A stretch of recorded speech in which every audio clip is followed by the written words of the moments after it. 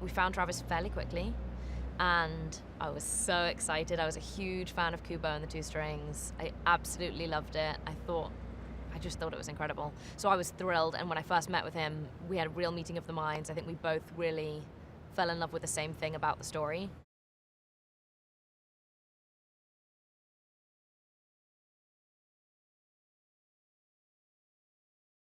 I was always watching movies, and I loved all of the characters I was seeing, but more often than not, they were guys. It was, a boy's coming-of-age story. It was a boy going on an adventure. And as a young girl, I wanted to see girls going on adventures. I didn't just want to see princesses. I was never really into princesses.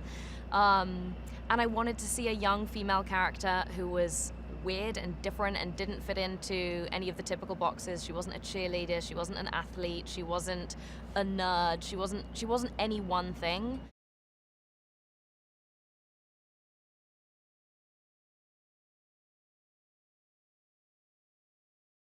The thing that I loved about Charlie and what Charlie's now become is that she's a bit of everything, and that's what makes her feel like such an outsider. If she was just a nerd, she'd weirdly fit in more.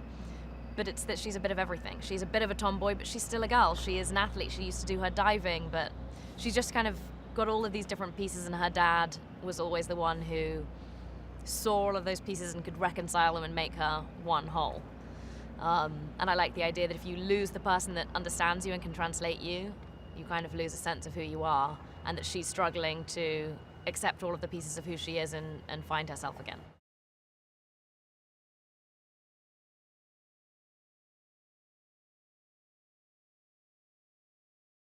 When B comes along, it's almost like finding a puppy who needs her and needs looking after.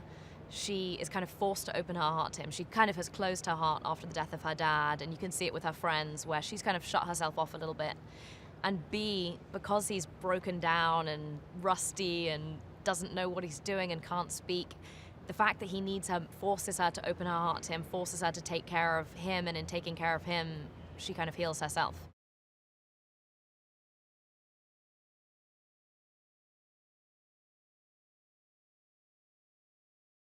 She's not your typical girl. And that's what I loved about Hailee, is that she can play being a tomboy without being boyish. She's still very feminine and still very much a girl.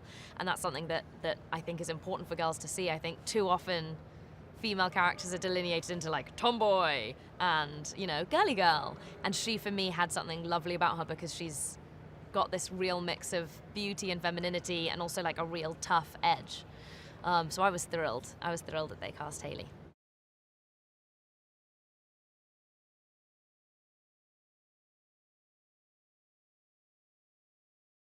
And as soon as we got John Cena, I realized that was completely going to work. He's so funny. He's got such good comic timing, surprisingly.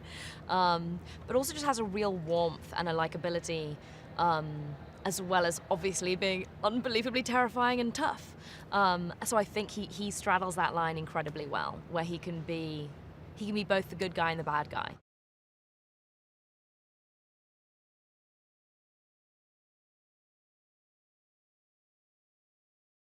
Michael Bay in the last 5 films has created such a close bond between Optimus Prime and Bumblebee and the audiences.